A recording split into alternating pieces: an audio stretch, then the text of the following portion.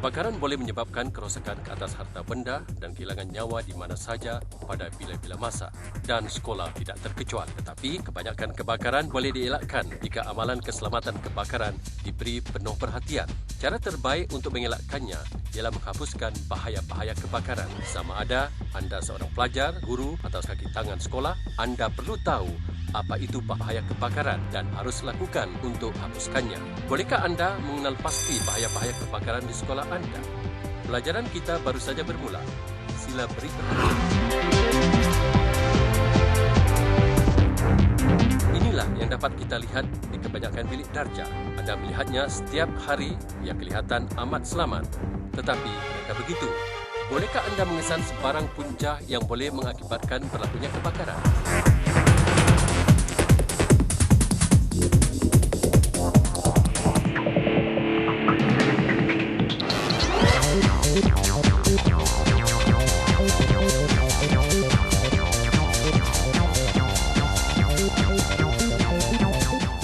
Dapatkah anda mengesan sebarang kemungkinan? Sekiranya anda melihat wayar-wayar yang berselerak atau sambungan wayar yang longgar, beritahu guru anda atau pegawai yang bertanggungjawab dengan segera. Jangan cuba untuk menyentuhnya atau melakukan sembarang pembetulan. Jika anda perlu menggunakan lebih daripada satu peralatan elektrik, gunakan soket sambungan yang mempunyai berbagai jalur keluar berasingan.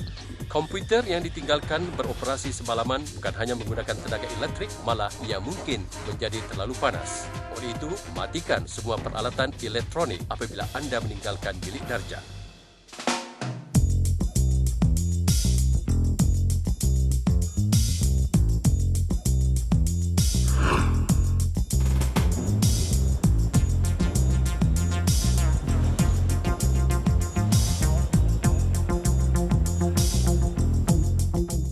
Ini tidak baik. Sentiasalah alihkan sesuatu yang boleh menimbulkan halangan kepada laluan pintu keluar atau menghalang peralatan melawan kebakaran atau alat kecemasan. Pengurusan sekolah perlu memastikan bahawa peralatan melawan kebakaran diperiksa secara tetap. Alat-alat pemadam api seharusnya diservis setiap setahun. Alat-alat pemadam api seharusnya boleh terdapat di bilik makmal sains, kantin, bengkel, bilik-bilik stor dan koridor-koridor biasa. Panduan untuk menggunakan alat pemadam api mesti dipamerkan dengan jelas. Hos-hos pancuran seharusnya diperiksa sekiranya terdapat kebocoran atau kekurangan yang lain. Jangan alihkan peralatan melawan kebakaran. Alat pemadam api ini seharusnya digantung dengan betul di sini. Dengan itu, ia boleh ditemui lebih awal semasa berlakunya kebakaran. Marilah kita melihat di bilik makmal.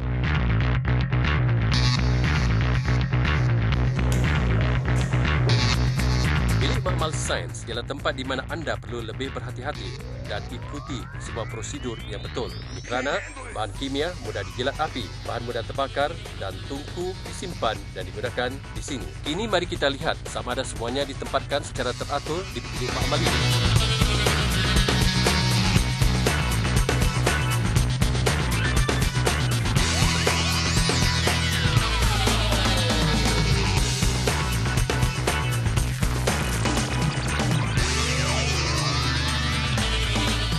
Jangan tinggalkan bahan-bahan kimia atau bahan-bahan mudah terbakar berselerak selepas digunakan. Bahan-bahan tersebut perlu disimpan serta diletakkan di kawasan menyimpan barang yang telah dihaskan.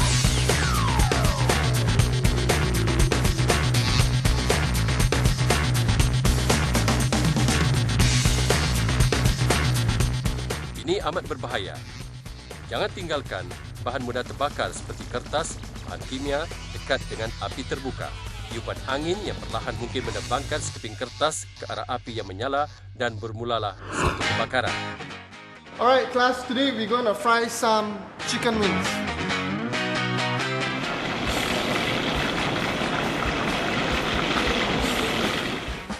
Saya terbau sesuatu. Baunya seperti ayam barbecue. Saya fikir ini mesti datangnya dari kelas ekonomi rumah tangga. Ini merupakan satu kesilapan besar untuk meninggalkan kegiatan memasak tanpa pengawasan. Oleh itu, bolehkah anda mengesan bahaya kebakaran yang lain di sini?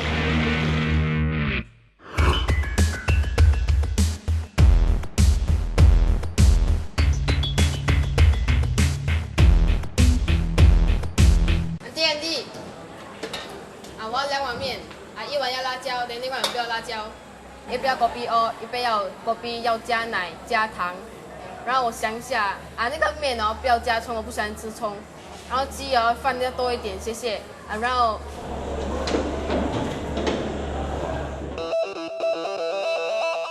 Pastikan bekalan gas ditutup sama sekali selepas digunakan. Periksa bahawa paip dan sambungan telah diskru dan ditekuk dengan baik.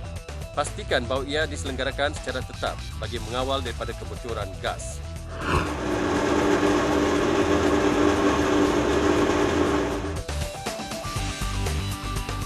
Bengkel boleh menjadi tempat yang berbahaya untuk kita bekerja jika prosedur yang betul tidak dituruti.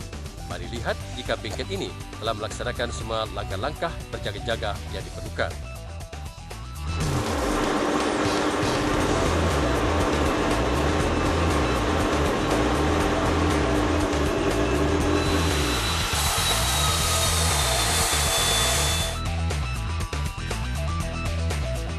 Jangan tinggalkan sebarang perkakas tanpa diawasi. Jangan hanya matikan peralatan ini. Pastikan bekalan tenaga utama dimatikan juga. Perkakas-perkakas berkuasa elektrik yang tidak diawasi boleh membawa kepada kemalangan atau kebakaran. Bahan-bahan mudah terbakar yang ditinggalkan sembarangan boleh menyebabkan kebakaran.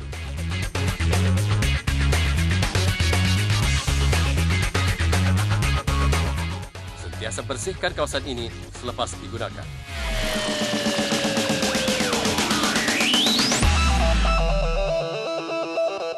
Seorang kaki tangan sekolah seharusnya dilantik pada akhir waktu sekolah setiap hari untuk memeriksa sekolah bagi kemungkinan berlakunya kebakaran dan amalan-amalan yang boleh membahayakan. Tetapi ingatlah, keselamatan kebakaran adalah tanggungjawab setiap orang. Anda semua memainkan peranan dalam mengekalkan sekolah anda selamat daripada kebakaran.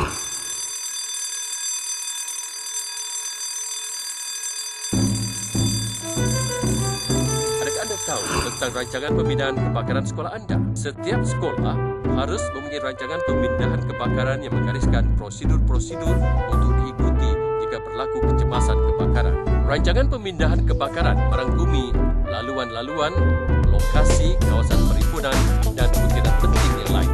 Ia bertujuan bagi mengelakkan panik dan memastikan satu pemindahan selamat dan teratur untuk setiap orang di perkarangan sekolah. Berikut ialah apa yang anda harus lakukan apabila mendengar abaran kebakaran. Tinggalkan bangunan sekolah dalam keadaan tenang dan teratur. Segera bergerak ke kawasan perhimpunan yang telah ditetapkan. Di kawasan perhimpunan, proses panggilan senarai nama-nama untuk kedua-dua pelajar dan kaki tangan sekolah mesti dilaksanakan. Sebarang pelajar yang tidak ditemui mestilah dilaporkan kepada pengetua dengan serta-merta dan di mana kali terakhir dia diketahui.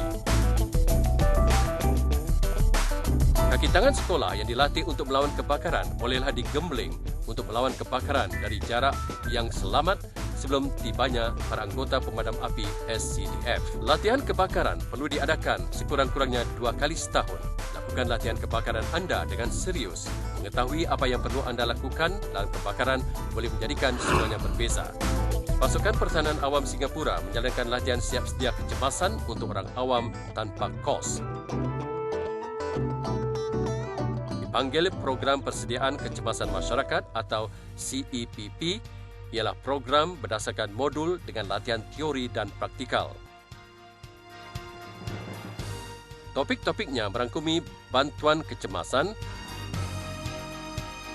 bantuan pernafasan CPR, keselamatan kebakaran dan pemindahan orang yang terbunuh atau cedera, prosedur kecemasan dan ancaman-ancaman bukan konvensional.